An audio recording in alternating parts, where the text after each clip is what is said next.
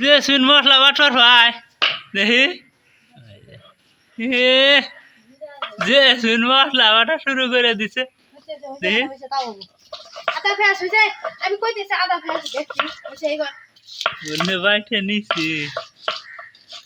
হইছে এই ভাঙা করে হ্যাঁ দে হইছে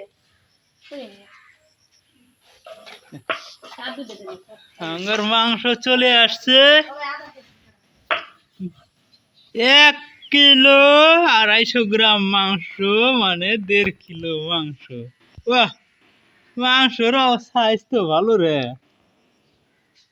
ভালোই আছে আজকে মাংসটা রান্না হবে